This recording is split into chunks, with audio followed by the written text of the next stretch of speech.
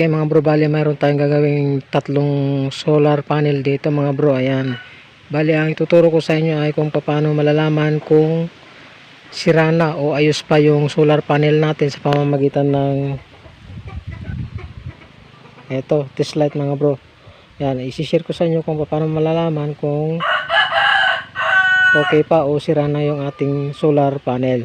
Okay, so bali ang gagawin nating mga solar panel mga bro ay isang 100 watts, isang 50 watts at isang 20 watts na solar panel.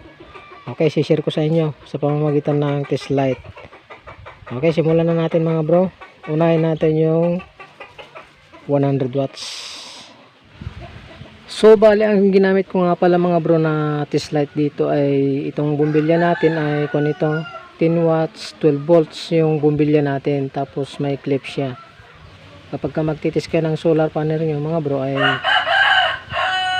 10 watts saka 12 volts yung gagamitin yung bumbilya. Ayan, so kahit anong klaseng bumbilya mga bro, pwede rin yung LED kung gusto nyo. Yung mga bumbilya na ilaw pwede yun, basta 12 volts. Okay, so kapag ka magtitis kayo mga bro ng test light sa ating solar panel, kailangan nakabilad siya sa araw, dahil kapag ka nakalilim yan ay walang ilaw, mamamatay yung ilaw ng ating solar panel. Okay, so simulan na natin mga bro yung pagtitest sa ating 100 watts na solar panel. Okay. Okay mga bro, bali ito na yung 100 watts natin. Bali ang gagawin natin ay kukunin natin tong dalawang wire nya, yung ganyang positive at negative. Ayan, so bali ang mangyayari mga bro ay i-clip natin sa negative natin yung ating clip ng test light. Ayan, okay, na bali na i-clip na natin mga bro. Tapos kunin natin yung positive. Ayan,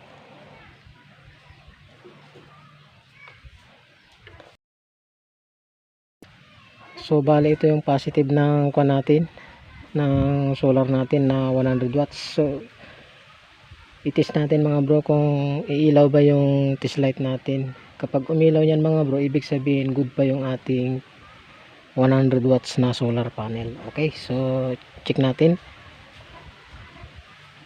Ayun mga bro, umilaw yung test light natin, oh. Ayun, oh. Pag dinidikit natin dito sa kanyang positive, yung positive ng test light natin ay umiilaw.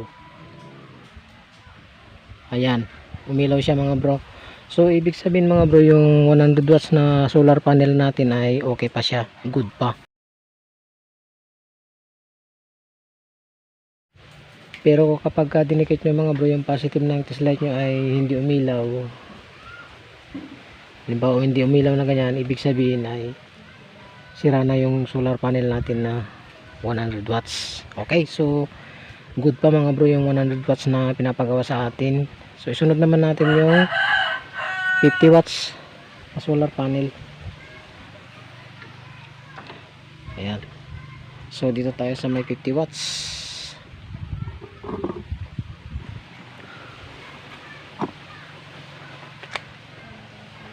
So bali ito yung wire ng 50 watts mga bro na pinapagawa sa atin. So bali i-clip natin sa negative yung clip natin. Ayan, ayan,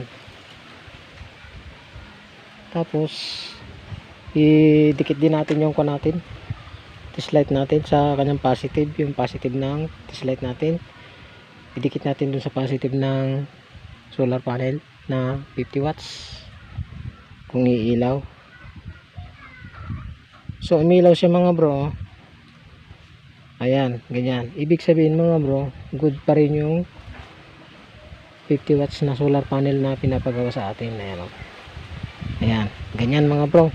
Kung halimbawa ginanon nyo at hindi umilaw, dinikit nyo ganon, ibig sabihin sira na yung solar panel. O kahit irekta nyo dun sa may pinaka terminal dun. Kung minsan mga bro, dito kasi nagluloko sa mga wire na ito, nagagabok yung mga wire natin. Okay, so isunod naman natin yung yung 20 watts. Punta natin yung 20 watts. Ayan, bali yan yung 20 watts natin mga bro. Ayan. So clip na natin yung ground natin sa negative nya.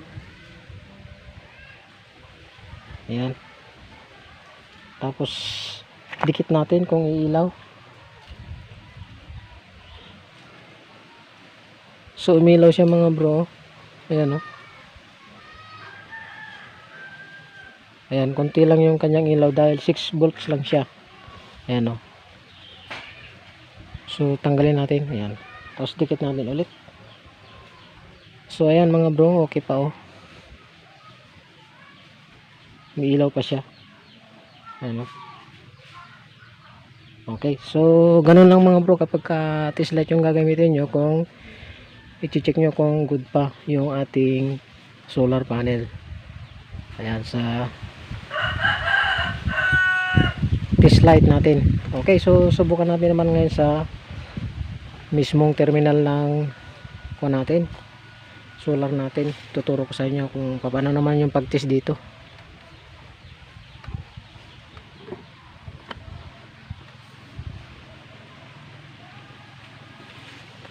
Ayan.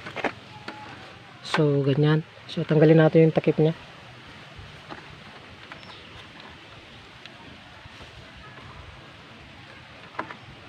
Ayan. So ang gagawin lang natin mga bro, kiklip naman natin yung test light natin dito, ganyan.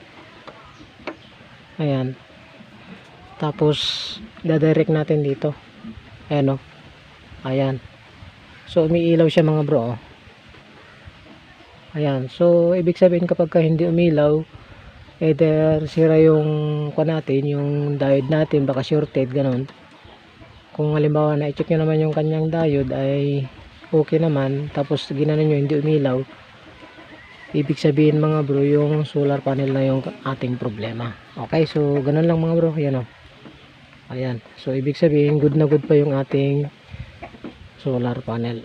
Okay, so ganun lang mga bro, mag-test ng test light sa ating solar panel. Okay, so hanggang dito na naman muli mga bro, at